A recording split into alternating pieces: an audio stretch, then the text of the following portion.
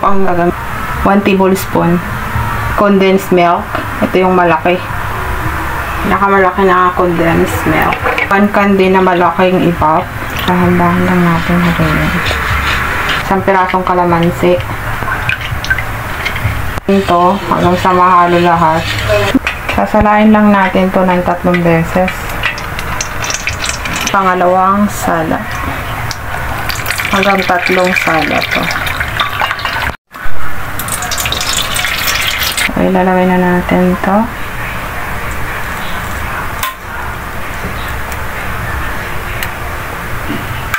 Leche flan tayo. Kuberin na natin yan ng aluminum foil para hindi pasukin ng tubig. Salang na natin. 30 minutes natin lulutuin. Sa mahinang apoy lang. So, set aside na natin to guys. Leche flan. Kasi lang natin ito.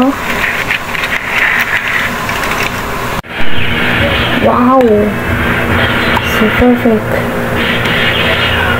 Ayan na yung ating leche flan.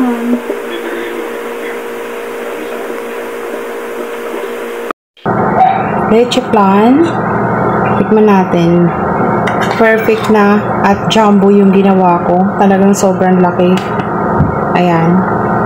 Tikman natin. Konti lang ano natin. Titikman lang natin kung gaano siya kasarap.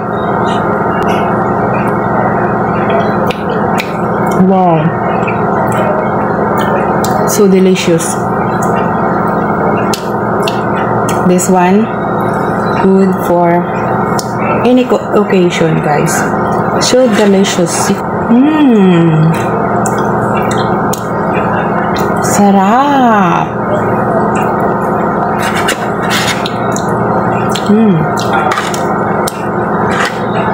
Thank you guys for watching. Please subscribe to my YouTube channel and follow my Facebook page. If you buy something, please click the yellow basket in my TikTok shop. Bye guys. Thank you.